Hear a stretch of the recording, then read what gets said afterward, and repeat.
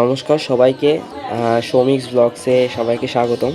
আজকের ভিডিও টপিকটা একটু অন্যরকম। এটা হলো সিতার মেকিং পার্ট 3। মূলত এই মেকিং পার্টগুলা ভিডিওগুলো করার একমাত্র উদ্দেশ্য হলো আমি কিভাবে সিতার বানাচ্ছি সেটা আপনাদের কাছে তুলে ধরা, যেন আপনারা অনুপ্রাণিত হয়ে আপনারা নিজেরাই তৈরি করার চেষ্টা করেন। ভিডিওগুলোতে দেখুন কিছু মাপঝোঁক দেখানো হচ্ছে, এগুলো অনুযায়ী আপনারা আপনাদের সিতারটার মেজারমেন্ট করবেন আর কি। এখানে সব কিছু লিখে দেওয়া হচ্ছে, সরাসরি কাঠে লিখে দিচ্ছি আমি, এগুলো একটু খেয়াল করবেন। আসলে কোন পাশ কীভাবে এগুলো সাবটাইটেল দিয়ে লেখা যায় না, সেই জন্য আমি সরাসরি ভিডিওতেই যে কাঠটাতে আমি খোদাই করব, যেটা দিয়ে তৈরি করছি সেটাতেই লিখে দিচ্ছি এবং স্কেল দিয়ে মাপ দেখাচ্ছি। কারণ অনেকে ইঞ্চি টাইপের বিষয়টা বুঝে না, সেই জন্য আমি সরাসরি একদম সহজভাবে স্কেল দিয়ে বোঝাচ্ছি। দেখুন এখানে 7 ইঞ্চি, পুরো পাশে হাফ ইঞ্চি করে এগুলো সব কিছু বলা হয়েছে। দেখুন টোটাল লেন্থ আছে আপনার 37.5 ইঞ্চির মতো আছে আর কি। দেখুন এখানে সব কিছু বুঝিয়ে দেওয়া হচ্ছে ইশারার মাধ্যমে, আপনারা একটু খেয়াল করলেই, একটু মনোযোগ দিয়ে দেখলে বুঝবেন আশা করি।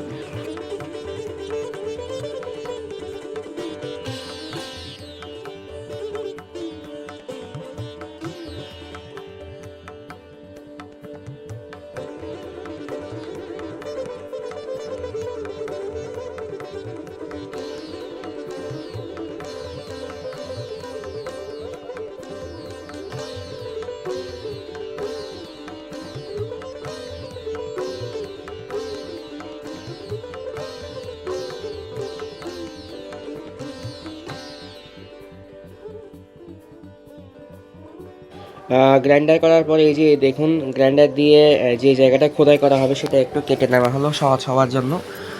মাপঝোঁক অনুযায়ী একটু দেখতে থাকুন সবাই।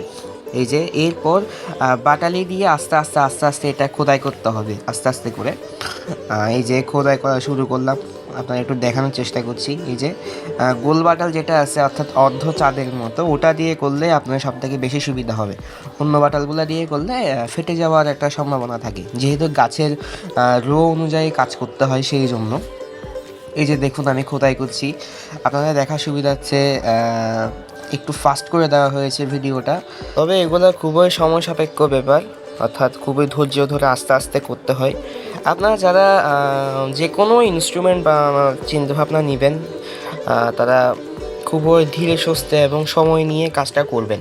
যত দেরিতে অর্থাৎ যত সময় নিয়ে ইনস্ট্রুমেন্টগুলো তৈরি করবেন, তত আপনার ইনস্ট্রুমেন্ট দেখতে সুন্দর হবে এবং বাজবে ভালো। এটাই, যত তাড়াতাড়ি করবেন তত আপনার মানে কোনোভাবে একটা ইনস্ট্রুমেন্ট হয় আর কি। তবে আস্তে আস্তে করলে খুব ভালো হয় যে কোনো ইনস্ট্রুমেন্টের ক্ষেত্রে। এই যে দেখুন নিচের দিকে 1.5 ইঞ্চি একটা খাঁচ কাটছি, যেটা সিতারের প্যাডের মধ্যে বসানো হবে। এরপর আমি কিছুটা খোদাই করছিলাম, অর্থাৎ পিছনের দিক থেকে কিছুটা খোদাই করে সিতারের পাটটা কমাচ্ছিলাম আর কি। কারণ অতিরিক্ত মোটা হয়ে গেলে নেকটা হাতে ধরা যাবে না, ফিঙ্গারিং করা যাবে না, সেই জন্য ফ্লেট বসানো যাবে না। এই যে লাস্ট রেজাল্টটা দেখুন। আজকের ভিডিওতে এই পর্যন্তই, পরবর্তী ভিডিওতে এটার নেক্সট আপডেটটা জানানো হবে। আশা রাখি সবাই আমার পাশে থাকবেন। নেক্সট ভিডিওতে নেক্সট পার্টটা দেখানো হবে এই নেকের।